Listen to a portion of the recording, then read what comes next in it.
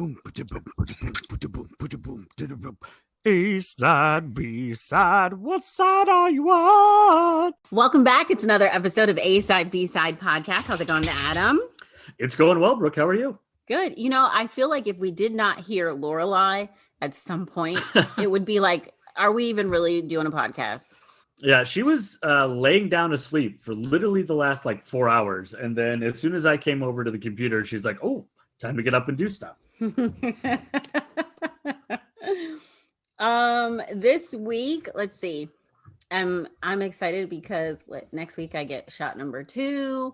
My daughter's getting ready to graduate. Found out official date on that. So that's really cool. My mom and my stepdad and my dad all got their second shots, which means this summer it'll be 2 years since I have seen my mom, but I get to see her. Wow. Yeah. That's awesome. So I'm very excited to see my mom. I mean, you know, I talk to her pretty much every day, but it's not the same. Like I walked past this lady in a store and her perfume was kind of like my mom, and I got a little misty because I haven't seen her in so long. Yeah.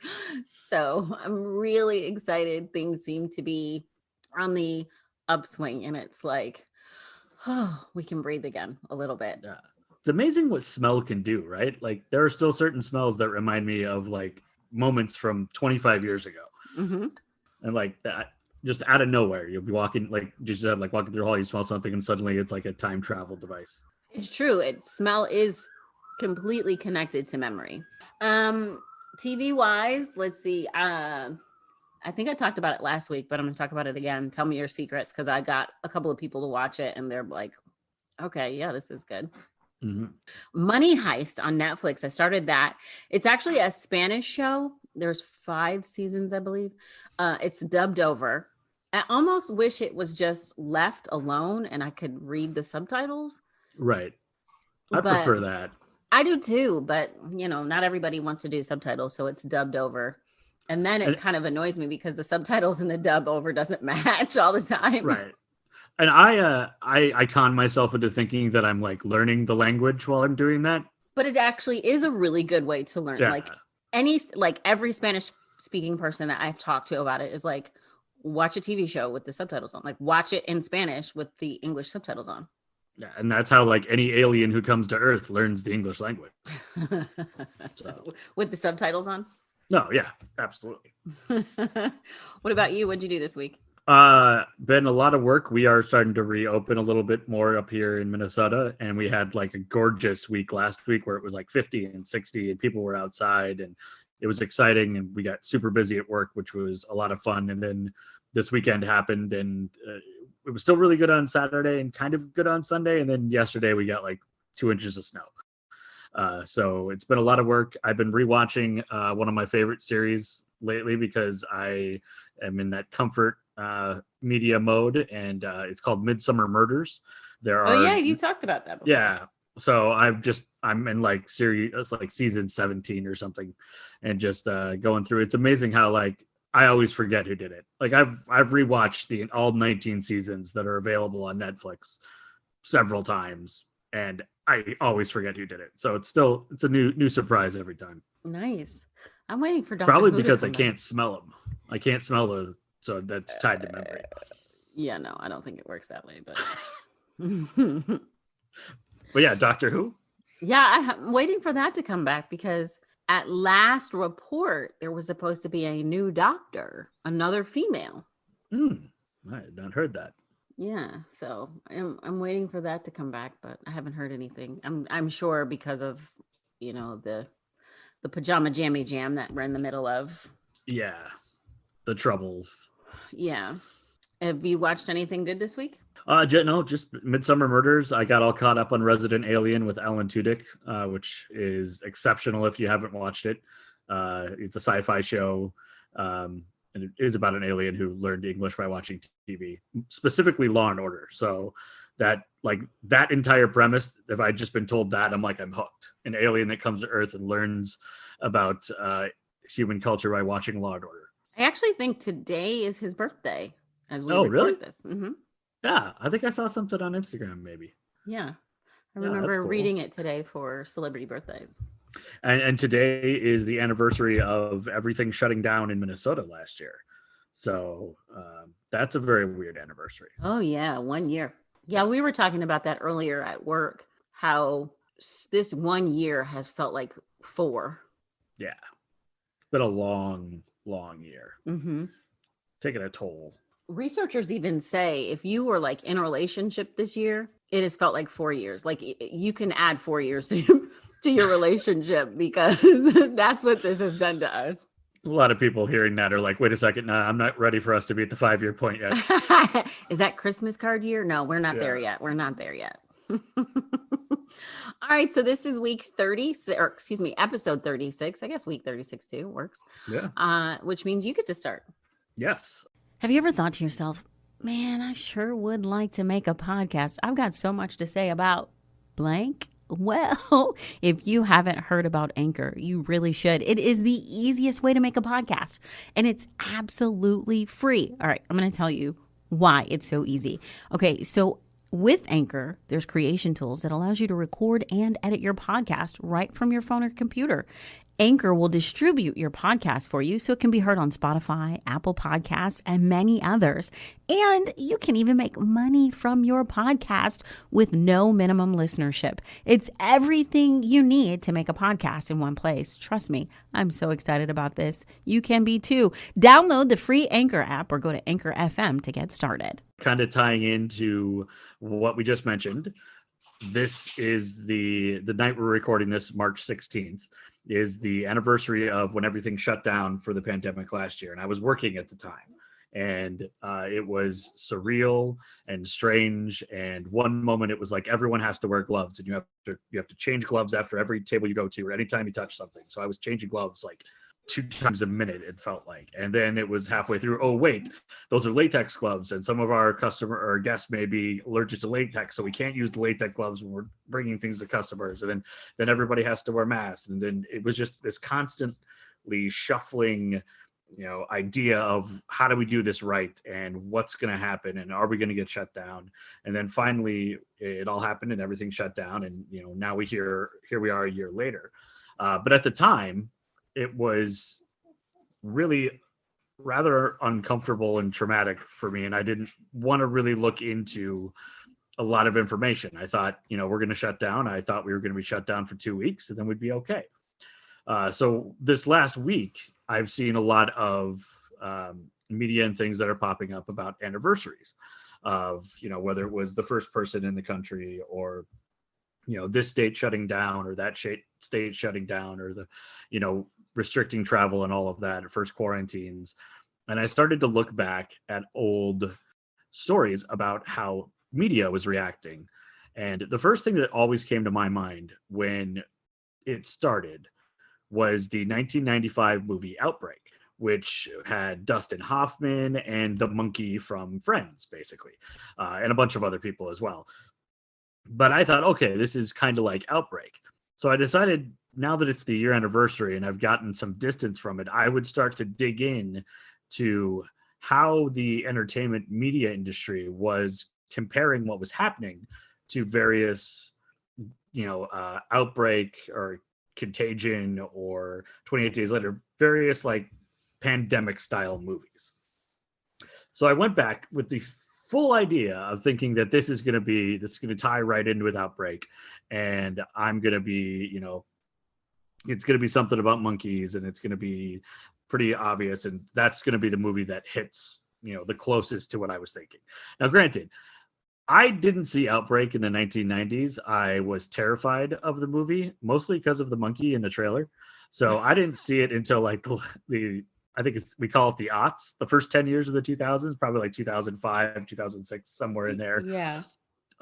So my memory is probably not as clear about the details of Outbreak as I thought it was, because I dove into all of these old stories, and it was this huge, or a very common trend for your Entertainment Weeklies, New York Post, the Hollywood Insider, Hollywood Reporter, all of these, when we're trying to understand something, they're like, okay, well, how is what's happening in reality like something we've seen in TV or movies? So there were a lot of articles that tried to break down which of these movies was the most likely, most like the reality that we were seeing now.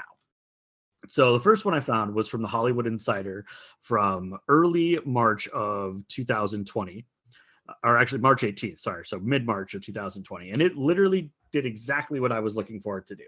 Because I was like, okay, Outbreak from 1995, that's probably the movie that we should look at because it's going to tell us about how this happens. And there's probably some other stuff. And I had completely forgot about another movie. I can't say I forgot about it. I never saw it because pandemic movies kind of give me the willies. And so I had no, desire to see it. I saw it 28 days later at a party once, and I was still like having nightmares about it 28 weeks later. So I don't want to, really put these imagery in my brain. So it's fun to read about them, but it's not as fun to watch them. So Outbreak, which at the time, and I think still is streaming on Netflix, starred Dustin Hoffman, Rene Russo, who's amazing, Morgan Freeman, Cuba Gooding Jr., Kevin Spacey, Donald Sutherland, Patrick Dempsey. I mean, it's a star-studded cast, and it's coming out in the mid-90s.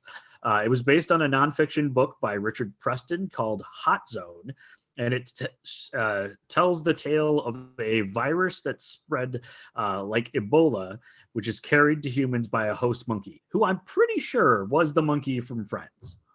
I think it was the same monkey. It was. Yeah, okay. It's the same monkey from Friends. So the Friends monkey gave everybody an Ebola virus.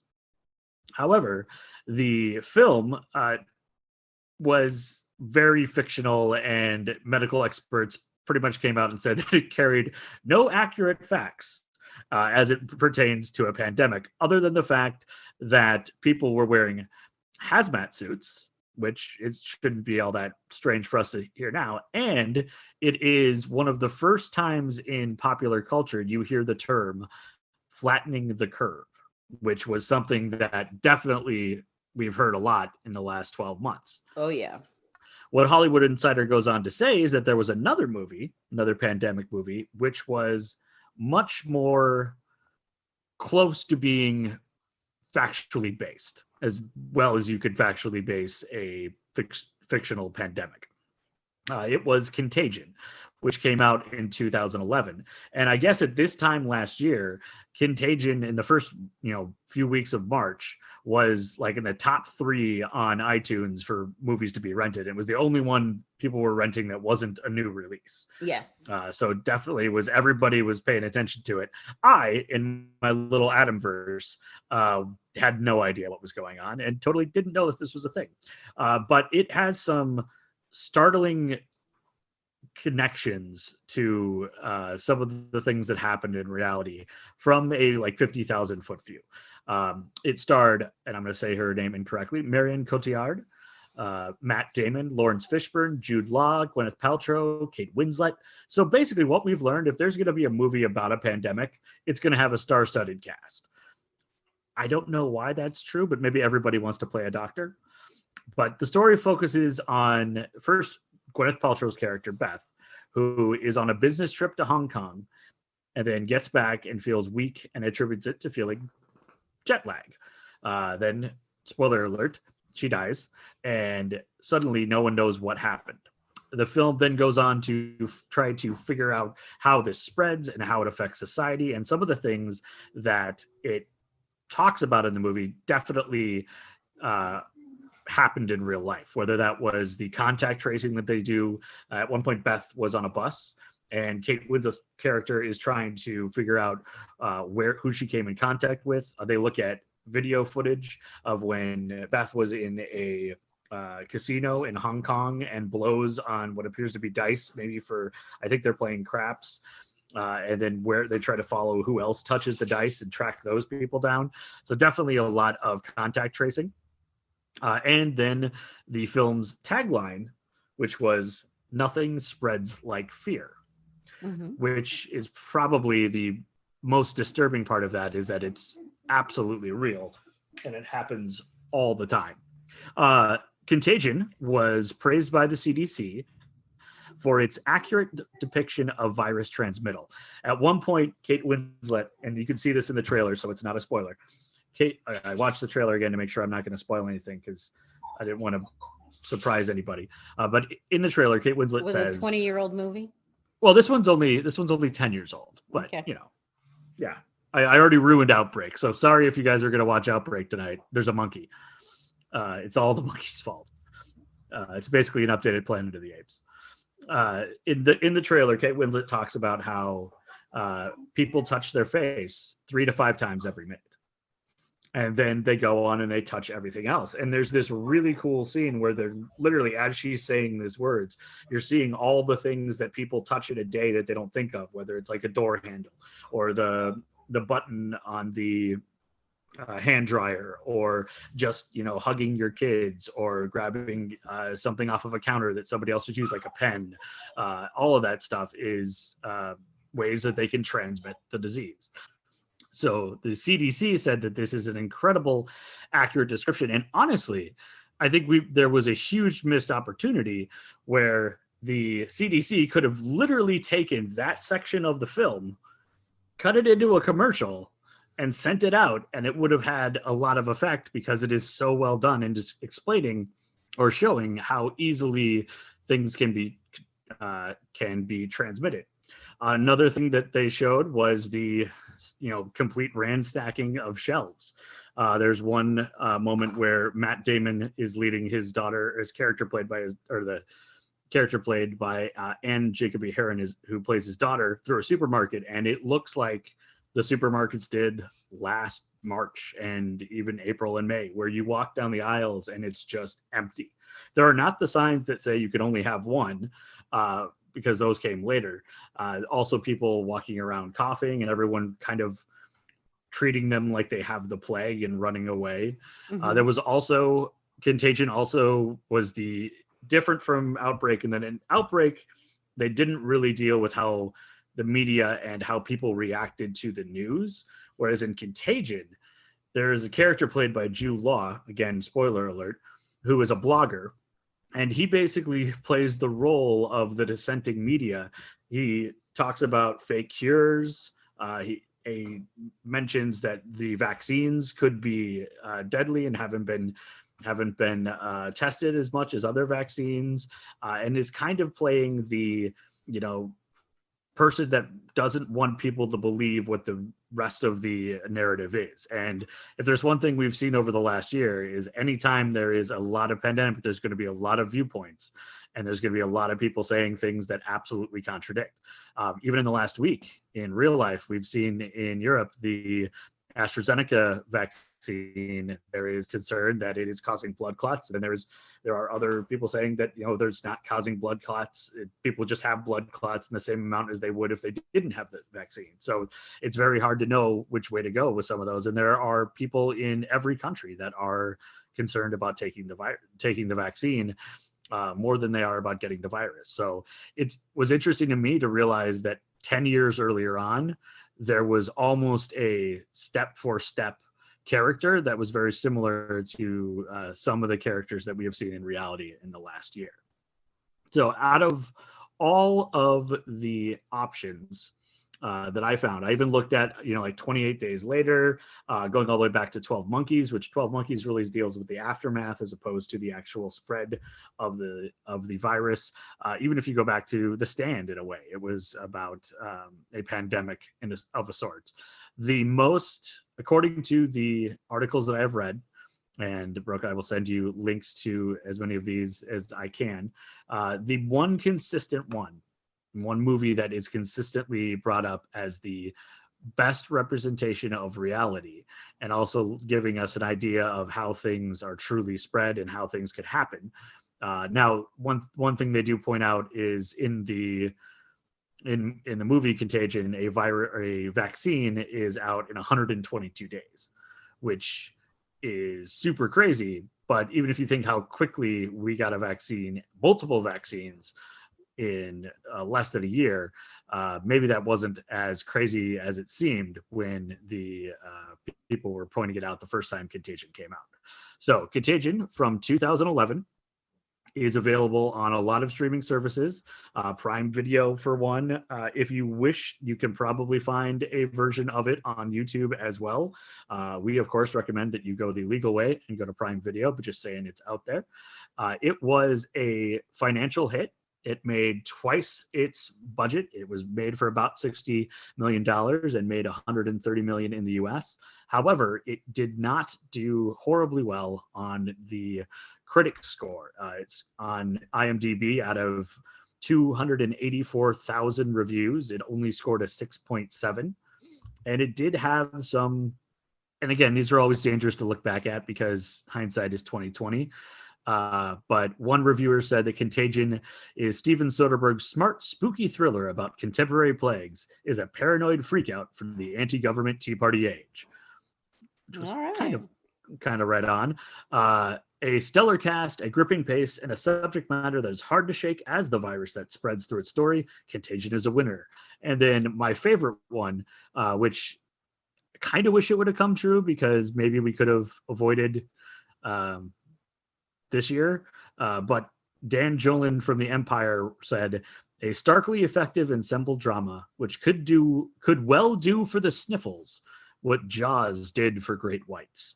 So if Dan had been a prophet and we all would have gotten a little bit more cautious about germs because of Contagion, like we were all afraid to go into the water, and I still am to this day sometimes in the ocean because of Jaws, then maybe we could have done a little bit better at easing the pandemic. So if you are looking for a movie that is the most realistic of the pandemic movies and you're ready to dive in and you didn't dive in last year, I highly recommend Contagion, available on Amazon Prime. You can buy it on YouTube, or you might be able to find it elsewhere as well. All right. So there you go, the A side. All right, Adam. So before we jump into the B side, want to say thanks for the folks that have gone over to our website and got their reminder about bad vibes. Bad vibes save lives.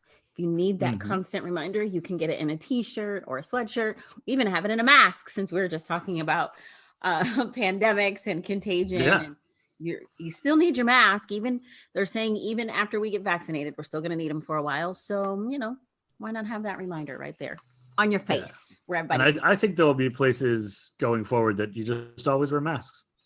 There's going to be certain places that always recommend it. Yeah. And there are countries overseas that they have a mask season. They have learned. Yeah. So why not be prepared for mask season and get yourself a bad vibe saves lives mask? Yeah. And it's going to be an adjustment for everybody, because I can only speak for myself and people that I've talked to, but I'm going to have to work on my facial expressions when the mask is off. Yeah. I think everybody's there. Because I've been able to, hide stuff, but still, make the facial expression that, I probably wouldn't have done if I knew I could be seen. So. All right. So just a reminder, bad vibes save lives. You can head on over to our website, A-Side, B-Side, podcast.square.site. It's also a great way to help the podcast, which we'll talk about some more at the end as well. So my side has nothing to do with infectious disease or contagions, but it's still deadly. It's still pretty deadly. Probably cannot be stopped by a mask. No, I'm going to say not this time. So we have talked about female serial killers previously, and we have talked about the rationale for female serial killers tends to be very different from their male counterparts. Female serial killers usually tend to kill to better their financial circumstances, as is the case with Britain's first female serial killer, Mary Ann Robson. Mary Ann Robson was born October 31st, 1832. Does that mean she was fated for evil? I mean, it's usually not a great sign. I mean, I believe Sabrina the Teenage Witch was born on October 31st. So I'm just saying. There you go. So Mary Ann was born at Low Morsley in Tyne and Wear. It's now part of, and I am so sorry to our UK listeners if I get this wrong, Heaton the Hole in Houghton le Spring. which is part of the city of Sunderland. Her parents were Michael Robson. He was a collie sinker, or what we would say is a coal miner, and Margaret Lonsdale. She also had a sister that was born in 1834, and her sister only lived a few months. Her brother Robert was born in 1835. At the age of 8, Mary Ann and her family moved to the County Durham village of Morton. As a child, Mary Ann was described as an innocent child of average intelligence. Gosh. There's So many sweet. ways you want to be described, but I don't know if you want to be described as average intelligence. No. So she was also noted to be very clean and tidy all the time. She's an average child who's very clean and tidy. Like, these people were bad at giving compliments. Right? So about a year after the family's move, Michael, Mary Ann's father, had an accident at work. He fell 46 meters, or to us in the US, 150 feet down to his unfortunate death in a mine shaft at Morton Colliery in February of 1842. His body was returned to the family in a sack that had property of the South Heaton Coal Company stamped on it. The cottage that the family lived in was property of the company that Michael worked for. And Margaret, Mary Ann's mom, feared that she and her children would be evicted because now her husband's gone. He's not working for the company. So she remarried as soon as possible. She remarried to a man named George Stott, who was also a coal miner. George and Mary Ann George and Mary Ann did not get along. I mean, he wasn't a fan of hers, and 100% she was not a fan of his. The only credit she gave him... Excuse me? It just seems like a weird reason to get married. Because she needed a place you don't like for each her. other. No, Mary Ann is the daughter. Oh, I'm sorry. I was thrown off. Okay. Margaret is the mom. Mary Ann is the daughter. Margaret's the mom. Okay, there we go. That makes more sense. Don't like stepdad. Got it. So the only credit Mary Ann gives her stepfather was that his job and salary kept him from being homeless and destitute. Mary Ann left home at the age of 16 to become a nurse in the nearby village of South Heaton for Edward Potter. Edward was the manager of Morton Colliery, where her dad died.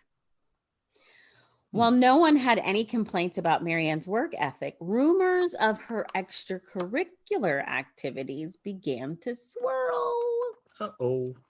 She was rumored to have illicit meetings with a local churchman. After 3 years in South Heaton, Mary Ann left and trained to become a dressmaker, and she married a miner by the name of William Mowbray. So this was 1852. She's 20 years old by this time. Mary Ann, now pregnant, and her newlywed husband moved around England. So William worked for various mining sites, which is why they ended up moving. Gotcha. William and Mary Ann had 5 children. In the first 4 years of their marriage, only one survived, Margaret Jane, who was born in 1856. Now, we're in the 1800s here. So this was a time when child mortality rates were really high. But even with that being the case, this was still unusual. 4 children dead. Yeah, it's a lot. So sadly, the loss of the children and finances were a big strain on the couple. They weren't happy. They argued a lot, especially about money. As Mary Ann vowed, I'm not going to be poor again. She went through that. Yeah. The fights were so bad that William decided to take a job as a fireman on a steam vessel out of Sunderland, and then as a collie foreman, which took him away from home a lot. I'm thinking he did it on purpose. Yeah. Maybe distance makes the heart grow fonder. Right. So over the next few years, William and Mary Ann have more children. I don't know about anybody else. I have 2. If I had birthed 5 children and 4 passed. I don't know that I would want to have any more or to attempt. Yeah, I mean, she really wanted to have kids. Yeah. I just feel like it would just be so hard emotionally. But I'm not that I'm not there. I'm not her. I don't know. Yeah. So in 1858, Isabella was born. Margaret Jane, the daughter that was the original survivor, passed away in 1860. So now all 5 of her original children are dead. Ugh. So the couple has another daughter named Margaret Jane. This is not the original. This is Margaret Jane Part 2. Trying this again. Who was born in 1861, and then a son named John Robert. Now you remember earlier they had a son. They had a son Robert, but oh no, that was Mary Ann's brother. Excuse me. Never mind. So I guess he's named after her brother. So they have John Robert, born in 1863, but John Robert dies within a year from what was noted as gastric fever. In January of 1865, William had a foot injury that forced him home. Later that month, despite being under doctor's care, William dies unexpectedly from an intestinal disorder. So no evidence of this disorder had been previously diagnosed. It was just the foot injury that was keeping him home. Right. And of course, because he was home due to an injury, he was being cared for by his wife, Mary Ann. William and all of their subsequent children were insured by the British and Prudential Insurance Office. Mary Ann collected 35 pounds, which today would be 4,426 pounds or $5,392. Chunk of change. So that was for William. And then for John Robert, she got, like another 25 pounds, which today would be about $38.50.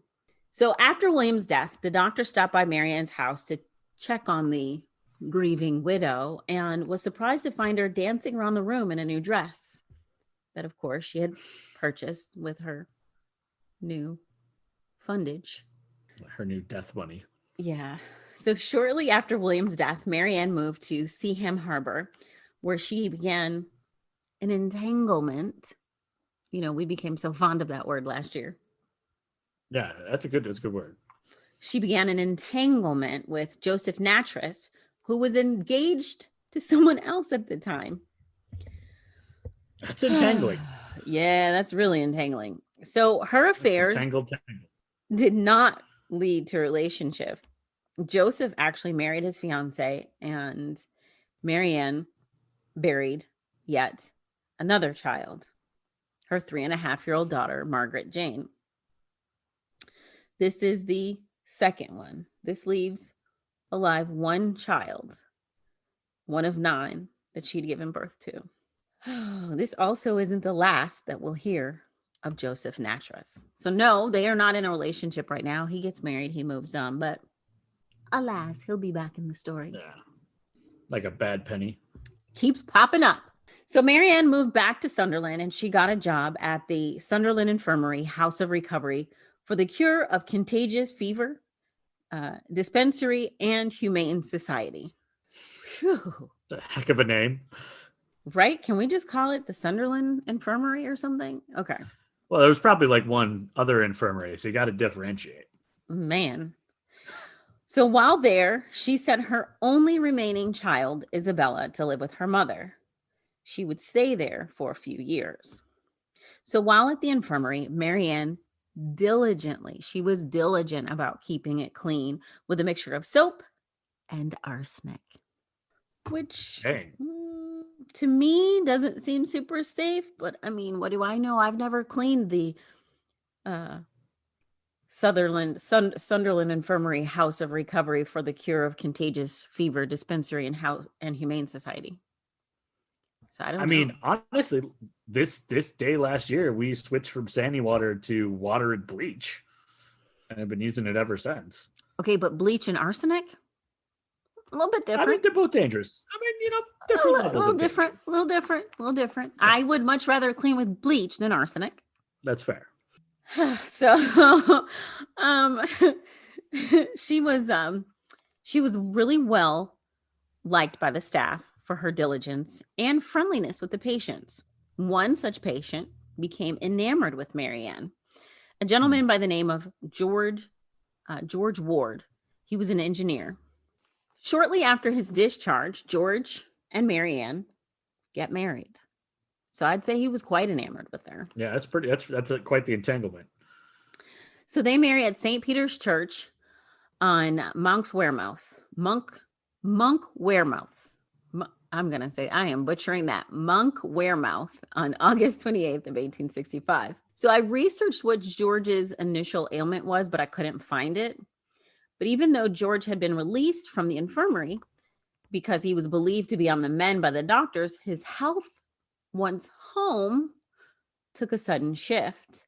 And even with intervention from his doctors, George succumbed to an illness in October of 1866. So just over a year after getting out of the hospital. George had suffered paralysis and, can you guess what else? Poisoning. Intestinal issues. Oh, well, which was from the poisoning. His cause of death was listed as typhoid and English cholera. His doctor was accused of They just put them together. I feel like it was one of the two. Yeah, no. Potato, tomato. His doctor was accused of misdiagnosis, and of course, Marianne agreed. Marianne collected yet another insurance payment. Well, like any widow, it's time for Marianne to move on yet again. This time, it's with a man named James Robinson, who was a shipwright also known as a shipbuilder, who was in need of a housekeeper. Well, he needed a housekeeper because his wife, Hannah, had just passed. So Marianne applied for the position in November of 1866, just a month after her husband died. She was hired pretty quickly. So James's baby, John, had died about a month later, 2 days before Christmas, from gastric fever, also called typhoid fever. It's a bacterial disease usually associated with the inflammation of the stomach. So, of course, now James has lost a wife and a child and is completely distraught. And who is there to pick up the pieces? Marianne. Marianne. Yeah. So he takes comfort in the arms of his housekeeper, like the Amos Lee song, The Arms of a Woman. That woman is Marianne. Apparently her arms weren't the only thing that she opened up, though, because she got pregnant.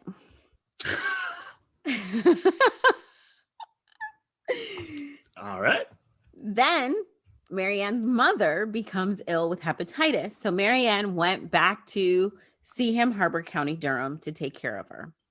Her mother seemed to be on the mend. She seemed to be recovering. And then she began to complain of stomach issues. Well, to help her, her dutiful daughter, Marianne, took on the cleaning duties. Because why wouldn't you, right? Yeah, that's a nice thing to do. Heavy on the soap with extra arsenic.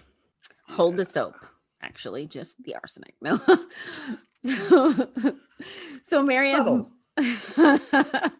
So Marianne's mom's health took a quick reversal, and she died within 9 days of Marianne's arrival in March of 1867 at the age of 54.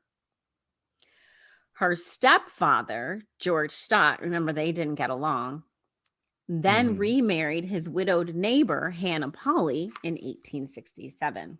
So now her mom, who was taking care of her only remaining child, she's pregnant, but of the previous children, the only remaining child, Isabella, now that her mom is deceased, she has to take Isabella back with her to the Robinsons' house. So shortly after arriving at James's house, Isabella began developing debilitating stomach issues. And so did two of James's other children, Elizabeth and James.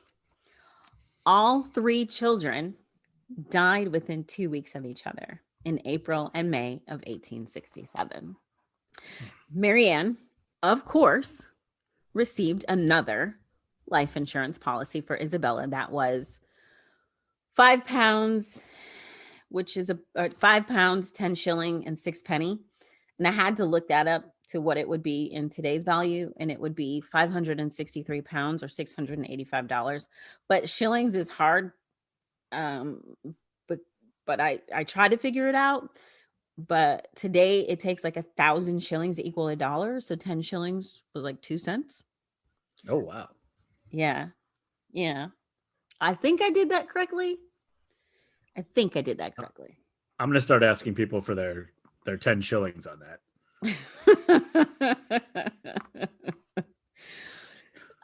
Yeah, I need your 10 shillings on this. Yeah, can you look this over? I need your 10 shillings.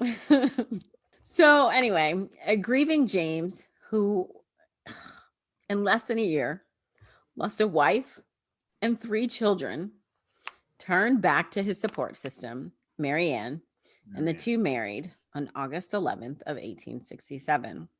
Margaret Isabella, or Mary Isabella on her baptism record, was born later in November of 1867. But by March of 1867, the couple would be bearing yet another child. Well, of course. How is her body still functioning after having all these children? I mean, maybe evil just makes it easy. I don't know. Yeah, man, that's a valid point. So their second child, George, was born June 18th of 1869. In the meantime, James finally begins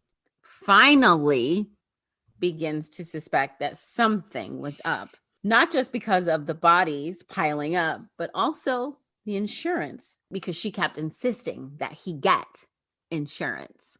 Mm-hmm. So James was a very prudent man, and he always made sure that his finances were in order. So he was shocked to find that he had debts that had been run up in his name of £60 or $8,000 today. Gee whiz, that's a lot. And that she had convinced his children, the ones that remained anyway, to pawn items, and that she had taken money from the bank. She had taken £50, which is almost $7,000. So furious. James is furious. So he throws Mary Ann out of the house, and he kept custody of George. They found a fate far better than the others, I gotta tell you. Yeah. So Mary Ann is now living on the streets and desperate when things took a positive turn for her, which of course probably means not good for whoever else is involved. Mm-hmm. Mary Ann's friend, Margaret Colton, introduced Mary Ann to her brother, Frederick, who was a pitman or a coal miner and a recent widower. Oh boy. Yikes. Frederick lived in Wattlebottle, Northumberland. Not only was Frederick a widower, he'd lost 2 of his 4 children, and his sister Mary had been helping him out with his 2 remaining children, Frederick Jr. and Charles.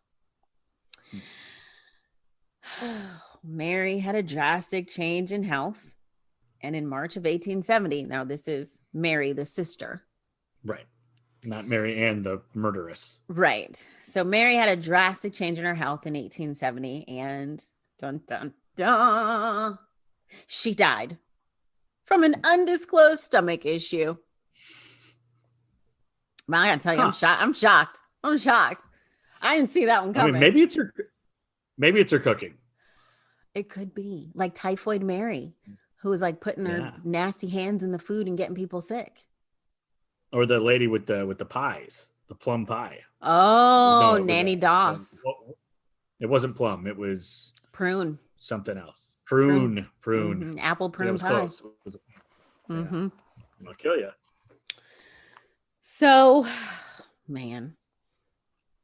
Well, Mary Ann is glad to step in and help. Of course. You know, she wants to help as much as she can. Oh, yeah. So she helps to console a grieving Frederick, and, well, ever the fertile myrtle, she got pregnant again. So now, if you're keeping track, I was going to say, I've lost count. Yeah, I was trying to do little hash marks. I lost count. If you're keeping track, this is pregnancy number 12. 12. Yeah. Yeah. So Marianne and Frederick. Entire soccer team plus a substitute. They got several teams here. Yeah. So Marianne and Frederick were married on September 17th of 1870 at St. Andrews. It should be noted that she signed the certificate as Mary Ann Mowbray. It should also be noted her real legal name was Mary Ann Robinson, as she was still legally married to James. Oh, wow. This whole time. Mm-hmm. Yeah, the one that had thrown her out, they're still married. Yeah. Yeah. Mm-hmm. So she's a murderess and a polygamist. Yeah, or at least a bigamist. Yeah. Knowing Marianne, she might have been a polygamist. Yeah. I wouldn't put it past her at this point. So, I guess when you're in the midst of killing sprees, what's a little thing like a divorce? Yeah. I mean, it sounds inconvenient. You're not getting any money out of the divorce, probably. Who's got time to file those papers? You've got insurance to worry about. Yeah, there's a lot of insurance paperwork to go through, I'm sure. Just get a stamp that says intestinal issues. Intestinal issues. So, or maybe she just doesn't know how to end it with a living person. I don't know. Well, yeah, that's not how most of her relationships end. So this is awkward. Right? So she gave birth to their son, her and Frederick's son, Robert, in early 1871. Shortly after giving birth, Marianne learned that Joseph Nattrass, you remember Joseph, the entanglement? Mm-hmm.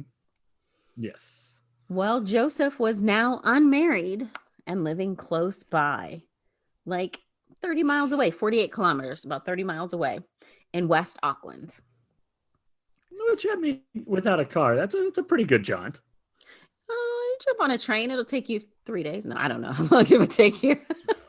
In 1800s, I have no idea. Tiny cats. Right, I have no idea.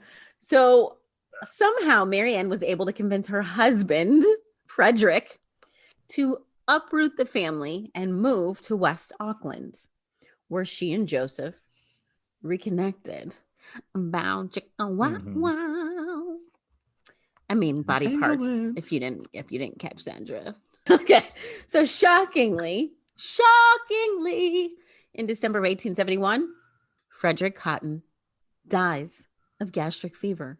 Oh, who would have thought? And surprise, surprise, an insurance policy had been taken out on Frederick and his 2 remaining sons. This is why we've got actuaries now. Mary Ann caused this whole thing. This is why we got to fill out like 37 pieces of paper. Between Mary Ann and Nanny Doss. Lord. So after Frederick's passing, Joseph moved into Mary Ann's house as a wink, wink, lodger. She soon got a job. Wink, wink. She soon got a job as a nurse to John Quick Manning, an excise officer, aka debt collector, who was recovering from smallpox. Okay. Records say his name may actually have been Richard Quick Mann, who was an excise man to specialize in breweries. Oh. Mary Ann must have seen more potential in him than Joseph, because she soon took him on as a lover and got pregnant again with baby number 13. 13. Unlucky number 13. So, well, this is the 1800s. When you get a girl pregnant, you gotta marry her. Yep. So, yeah. So that's what she wanted. But there was an obstacle in the way of the marriage in the form of children, the remaining children of Frederick. And also she had another lover. So Marianne. Yes, why not? Marianne soon got to work at removing said obstacles. Frederick Jr. died in March of 1872. And shortly after baby Robert. When Robert passed, Mary Ann said she wanted to wait to bury him. Why? Why? Yeah. I mean, just she knew there was more coming, so he was going to do like a two-for deal. Yeah, pretty much. So just after the death of her baby, Joseph Natras, the lover, he dies from gastric fever. Another shocker. Guess who was his beneficiary on his life insurance? Can you guess, my friends? Starts with an M. Oh, yeah. Mm-hmm. It's like when I can't remember a movie. Mary Ann. Yeah, Mary Ann. Now, don't forget, Mary Ann had also taken out an insurance policy on the remaining cotton boy Charles, who was still alive. So the policy was waiting to be collected on. Oh. Well, where there's an insurance policy waiting to be collected on, there's a death that Mary Ann is plotting. In the spring of 1872, Mary Ann sent Charles to a chemist to buy arsenic, but the chemist refused because he wasn't of age. So Mary Ann later asked a neighbor to purchase the arsenic, and, well, Charles died in July. Can you guess from what? Gastrointestinal distress. Mm-hmm. Arsenic poisoning. Yeah. Arsenic poisoning. Yeah. It was actually the plague. No, I'm kidding. It was gastric fever. I'm just kidding. The plague of 1890. Called Mary Ann Cotton. Thomas Riley, a local government official, had asked Mary Ann to help nurse a woman who had smallpox. In a conversation with Thomas, Mary Ann complained about Charles and asked if it was possible to have him committed to a workhouse. Thomas told Mary Ann that she would have to take him personally. Well, she didn't want to do that and said that Charles was sickly and, quote, said, "I won't be troubled long. He'll go like all the rest of the Cotton family." Doesn't sound like a threat at all. No, that just sounds like, they're all a sickly bunch. So sure. It was 5 days, not even a full week after she said this. She couldn't even wait a week. She couldn't even wait a week. After this conversation, she informed Thomas that Charles had died. Mary Ann did what anyone would do after the death of their child. She went directly to the insurance office to collect her money. And by anyone, I mean psychos. Yeah, not most people. They told her that no money could be issued until there was a death certificate. So she Thomas rushed. Yeah, I mean, immediately. Boy's still warm, and she's over at the insurance office. So Thomas went to police with his suspicions. Mary Ann was told that there would be no certificate until after an inquest. A jury found that the boy died from natural causes, and Mary Ann said she even used arrowroot to try to relieve his ailments, and that she felt that Thomas only reported her out of revenge for her rebuffing his advances. Charles is buried. He just wants me, and I didn't want him. That's all it is. He's just being mean to me. I'm not a killer. Can you pass me the arsenic? It's right over there. Which aisle is it again? Okay.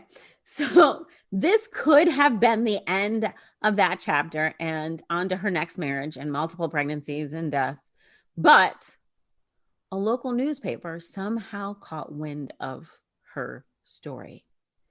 They reported on the inquest, all of her moves about England, her husbands, her lovers, her mother, her children, all of whom died from stomach fevers, gastric cancer, alluding to the fact that Mary Ann was the common denominator along with poison. The news reports caused rumors to spread. John, Richard, whatever the new guy's name is, because he's got a couple different names. He was disgusted by the rumors about his fiance. He cut her off. So Mary Ann was ready to bolt. She's ready to get out of Dodge. But her friends were like, look, don't do that. It's going to look bad for you. It's not going to look good for you. If you flee, it's going to make you look guilty. So Dr. William Byers Kilbourne, the doctor that attended to Charles, had kept samples from Charles's stomach, and they tested them, and they were found to contain arsenic. The doctor informed authorities, who then arrested Mary Ann. The authorities ordered an exhumation of Charles's body, and then several other bodies were exhumed as well, including Joseph Nattrass, and they all tested positive for arsenic. Mary Ann, after debate about adding the others, was charged with the death of Charles Cotton. Just Charles. The trial was delayed until after the birth of her 13th child, Margaret Edith Quick Manning Cotton, on January 10th of 1873. Mary Ann's trial began on March 5th of 1873. Charles Russell served as prosecution. This was the first of several famous poisoning cases that he would be involved in over the course of his career, including Adelaide Bartlett, who was tried and acquitted in the death of her husband, and Florence Maybrook, an American woman convicted in the UK killing of her husband, cotton merchant James Maybrook. Mary Ann's defense was handled by Thomas Campbell Foster. The prosecution brought forth several witnesses who testified that Mary Ann bought arsenic on multiple occasions, the long list of gastric fever victims in her past, and her statements regarding Charles being an obstacle. The defense agreed that Charles likely died from inhaling arsenic used in the dye of green wallpaper of the Cotton home. Let me say that to you again. The defense argued that Charles likely died from inhaling arsenic from wallpaper. That was her defense. Is it a common ingredient in wallpaper? I don't know, but I don't think I've heard of too many other people dying like that. Yeah, it seems rather unique. Why wouldn't she get sick? Exactly. Okay. So anyway, this theory was dismissed in arguments and by the judge. The jury retired for only 90 minutes before returning with a guilty verdict for Mary Ann Cotton and a sentence of death. Mary Ann continued to proclaim her innocence. She even wrote a letter to her estranged, they're still married, husband, James Robinson, asking him to bring her children and stepchildren to visit her. And she begged him to help fight for her life, saying, if you have one spark of kindness, get my life spared. You know yourself, there has been most dreadful lies told about me. I must tell you, you are the cause of all my trouble. Wait, how do you go from sweet and loving to it's your fault? She says, if you had not abandoned me, I was left to wander the streets with my baby in my arms, no place to lay my head. She's a real charmer, isn't she? Yeah, there's just a lot going on in this letter. So James ignored the letter. She wrote to him again, asking to visit. James sent his brother-in-law in his place. Bothered that it wasn't James, but undeterred, she asked the brother-in-law to circulate a petition for her. She did also inquire about the children. Yes, Mary Ann, despite you, they are still alive. And they still have insurance policies. Yes. So a petition, actually several, were created and signed by former employers, ministers, and other supporters, but to no avail. Just before her execution, she received a letter from the couple that adopted Margaret Edith, and she replied to them and said, kiss my babe for me. On March 24th, 1873, Mary Ann Robson Mowbray Ward Robinson Cotton was taken to the scaffold, but the hangman miscalculated the logistics of the rope, and instead of her neck breaking and dying instantly, Mary Ann was strangled to death, taking several minutes. Of Mary Ann's... not the worst. I mean, have had to do a nicer person. You know, you can't.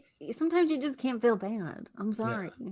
I mean, that would be a horrible way to go. But so is gastrointestinal distress. Right. So is arsenic poisoning. Yeah, and she only had to go once.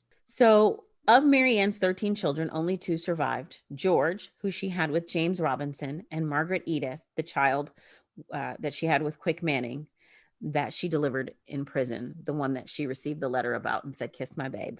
In 2005, ITV filmed a 2-part TV drama, Dark Angel, starring Joanne Froggatt. You may know her from Downton Abbey and Mary Shelley. She starred as Mary Ann Cotton. It also starred Alan Armstrong. You know him from The Mummy and Van Helsing as George Stott, her stepfather, and Jonas Armstrong as Joseph Nattrass. It originally aired on October 31st. Remember, she was born on October 31st. And the second part on November 7th of 2016. It was inspired by the book Mary Ann Cotton, Britain's First Female Serial Killer by David Wilson, a criminologist. So the band Macabre released a song called Mary Ann on their Grim Scary Tales album in 2011. The Dead Milkmen released a song called Mary Ann Cotton, the Prisoner's Song, on their 2014 album Pretty Music for Pretty People. There's also a nursery rhyme about Mary Ann that was written after her death. And it goes, "Mary Ann Cotton, she's dead and she's rotten, lying in a bed with her eyes wide open. Sing, sing, oh, what should I sing? Mary Ann Cotton, she's tied up with string. Where? Up in the air, selling black puddings, a penny a pair." So black pudding, I looked it up, is blood sausage made from pork blood with pork fat or beef suet and cereal, usually oatmeal. The high portion of cereal and herbs distinguishes it from other blood sausages. Black pudding is regionally distinct to the UK and Ireland. She is believed to have killed between 15 to 21 people, including 11 of her 13 children, her mom, 3 of her 4 husbands, 1 lover, her best friend, and several stepchildren. And that, my dear desktop detectives, is the story of Britain's first female serial killer, Mary Ann Cotton. I love that they made up a nursery rhyme, Mary Ann Cotton, she's dead and she's rotten, where she's tied up with string up in the air. I mean, can't get more literal nursery than rhymes that. That's some grim fairy tale stuff where it's like nursery rhymes now are like, hop on pop, which, is weird, but I mean, that's like when you like hear about this little piggy went to market, and then you like realize the meaning of it as you get older. You're like, no. Oh yeah. We all thought the piggy was going shopping. Yeah, but no. So nursery rhymes are always a bit morbid, it seems. Yeah, that's true. But there you go. I mean, if you're gonna be a serial killer, you might as well do it right? Well, yeah, she definitely perfected her. And to be fair, she stuck to one thing. She knew what she was good at. She wasn't trying new methods. She's like, this is my wheelhouse. I'm just gonna do this. I'm gonna poison people and get the insurance money. Right. Wasn't like she was like, should I stab somebody? No, that's too messy.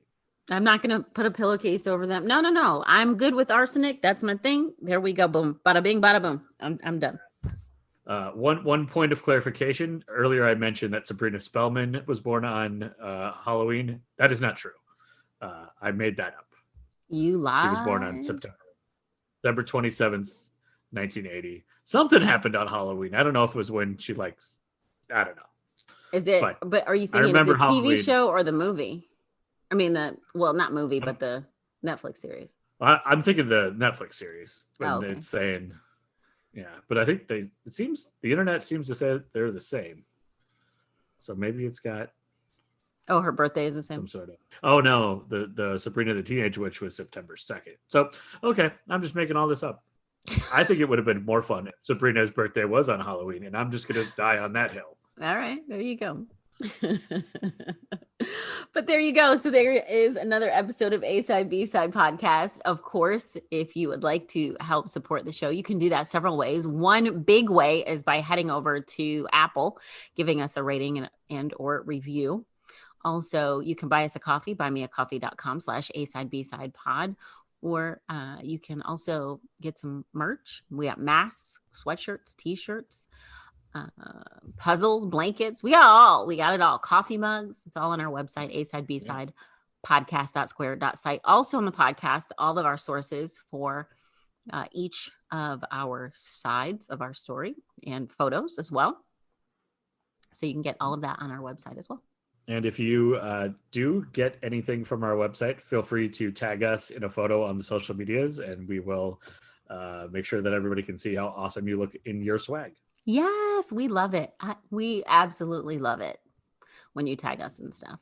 And you can also just tag us when you're listening, like, hey, I'm at work listening. I'm out on a run. I'm listening. I'm out on a drive. I'm listening.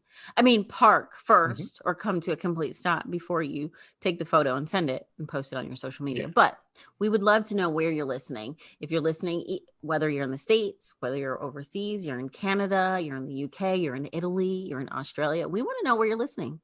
Yeah. And at some point, as we're closing into a year, I know we still got quite a ways to go. Don't jump the gun at him. Not too far. We're going to have to figure out what is the audience's favorite episode. Oh, do you have a favorite? Yeah. Do I have a favorite? Mm-hmm. I don't know. I'd have to think about it because there's so many that I have enjoyed.